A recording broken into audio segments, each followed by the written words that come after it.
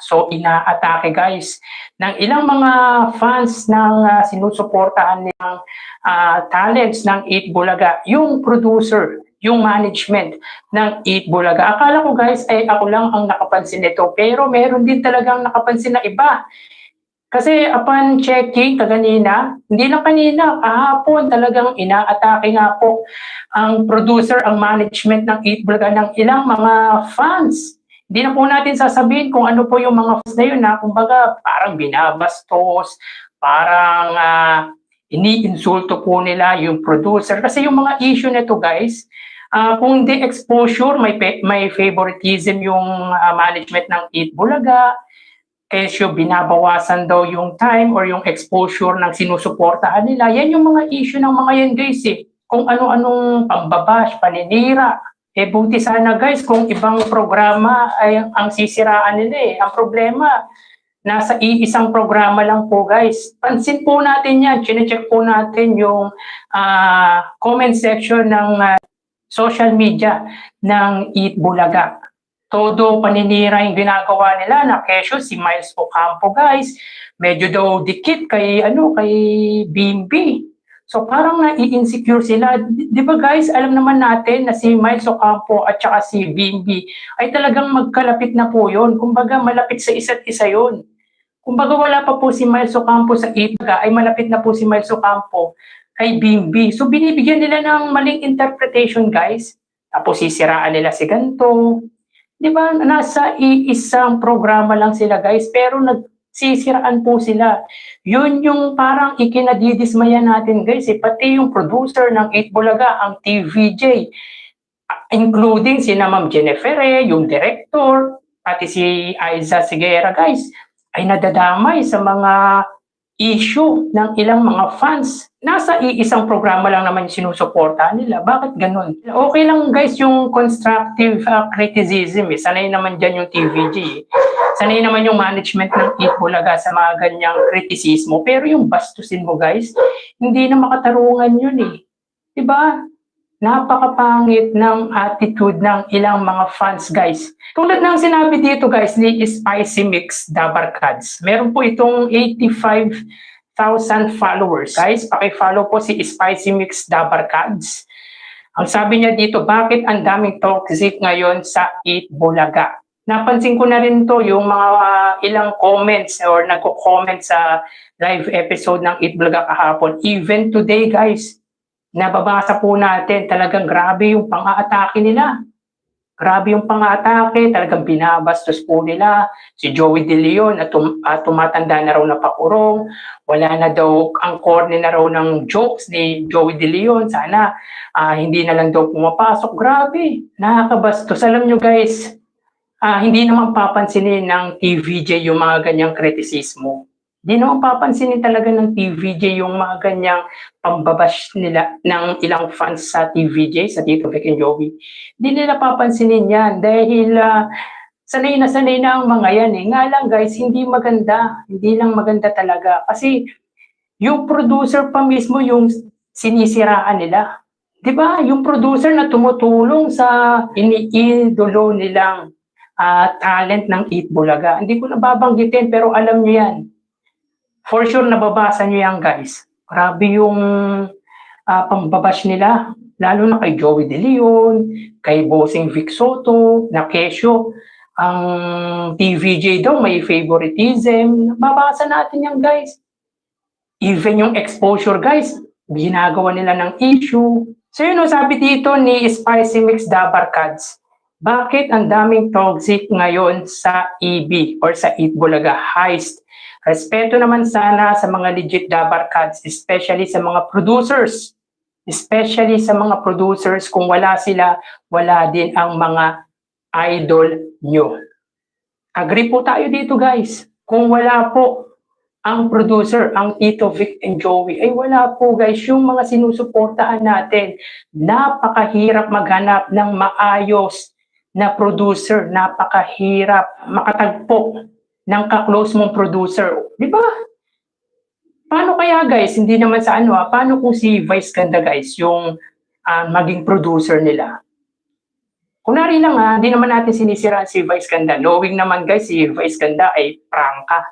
Kapag nagsalita yun, talagang straight to the point. Ang Eat Bulaga guys, ang TVJ, maayos-ayos pa kung magsalita. Di ba?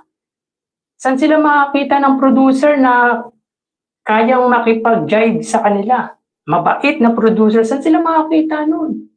At saka napakahirap maghanap ng producer ha. Napakahirap maghanap ng producer. Pero ganyan, babastusin lang.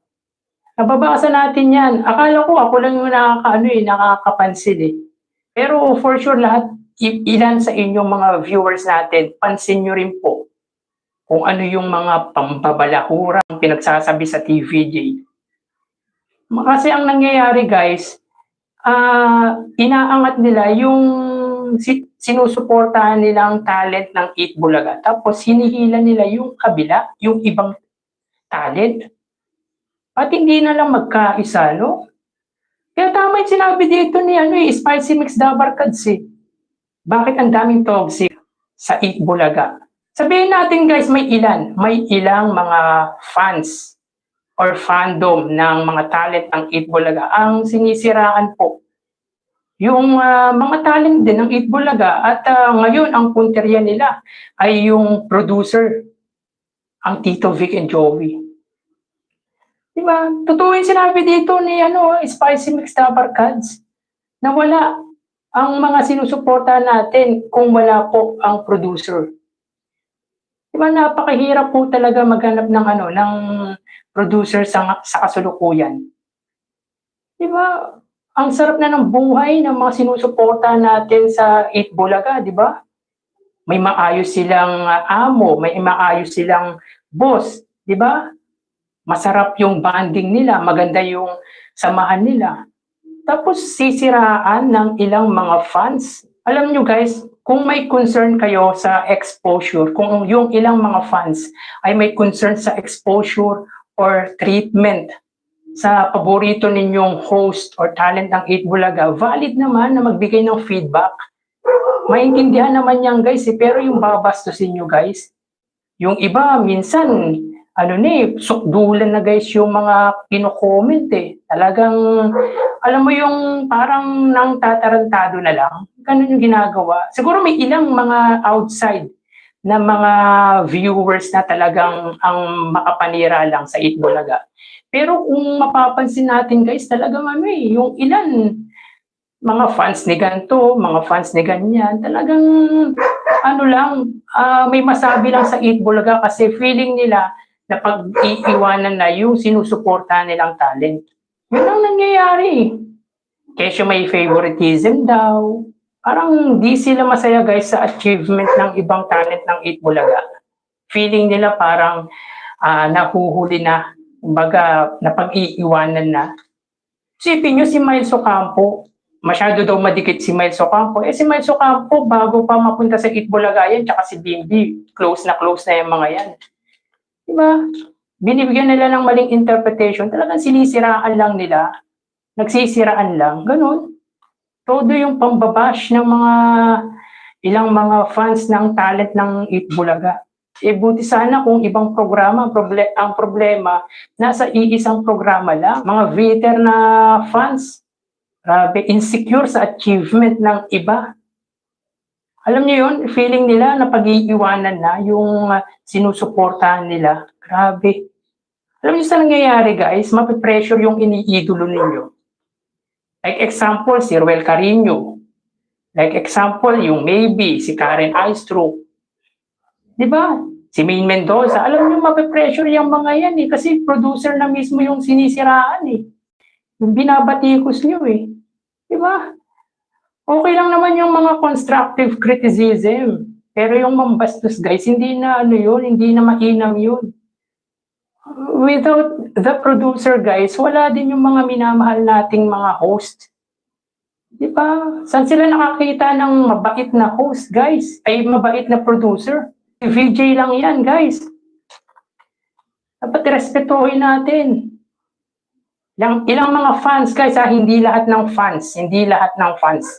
Disclaimer lang hindi lahat ng fans. Yung ilang mga fans lang po guys, na feeling nila ay na pag-iiwanan na yung iniidolo nila, yung minamahal nilang host or talent.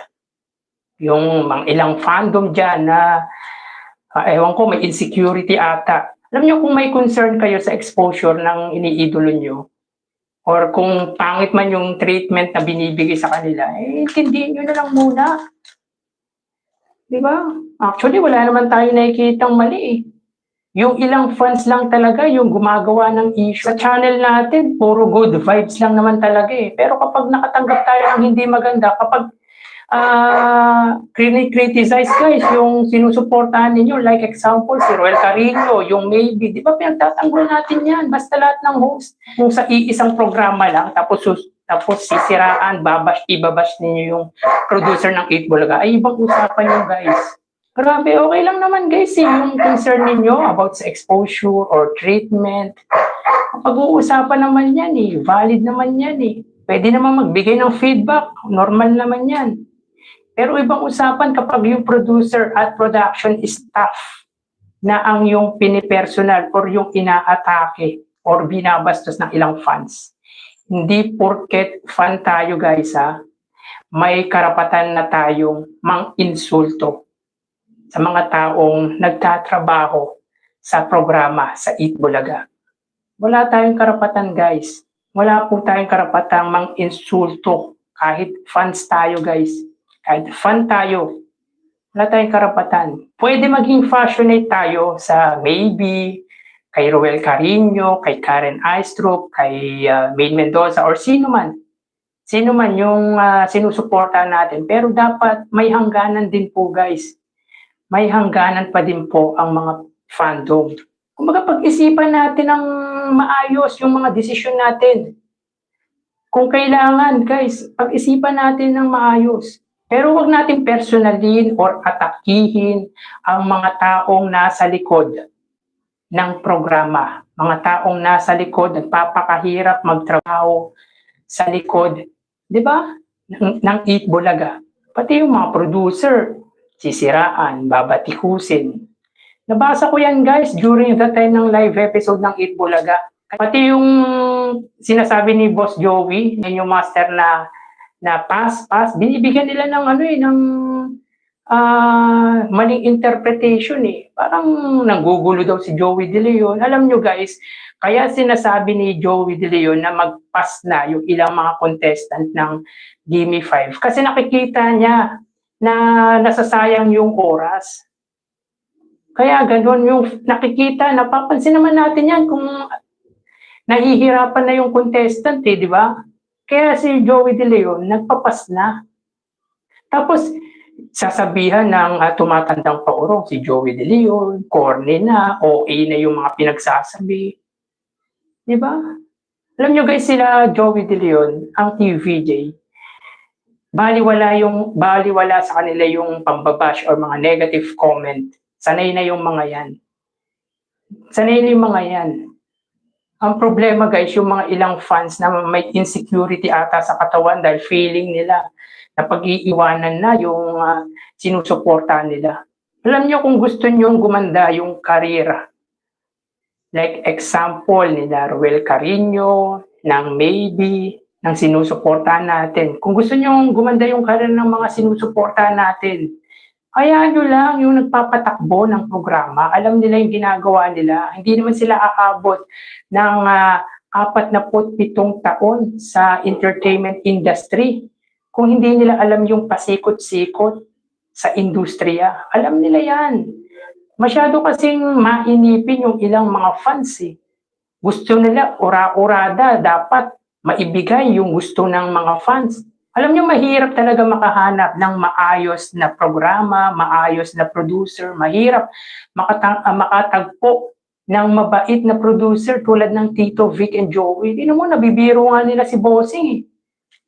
Paano kaya kung si Vice Ganda guys yung yung biruin nilang ganun? Baka makatanggap sila ng baka tanggal na kagad sila guys. Sa atin mismo magsisimula guys yung respeto sa ating mga fans. Sa atin mismo magsisimula. Kung yung mga fans na binabastos ang TVJ, di negative na kaagad yung tingin sa talent na meron ang Itbulaga. Kaya sabihin, ganito palang ugali ng mga fandom ni Ruel Carino, ng Maybe, ni Maine Mendoza, di ba? Parang walang pagkakaisa. Ang sinusuportahan din natin yung binibigyan natin ng kahihiyan. Pinapahamak lang natin, guys. Bakit di na lang magkaisa, maging united? Lagi naman natin pinapaalala yan, guys, na kahit hindi ka-same level ng suporta na binibigay mo sa iniidolo mo, ay suportahan mo pa rin yung kasama niya sa trabaho. Dapat magtulungan, mag-akayan. Hindi yung hihilahin mo yung isa. Grabe, ang toxic talaga, guys, no? Ang toxic ng ilang mga fans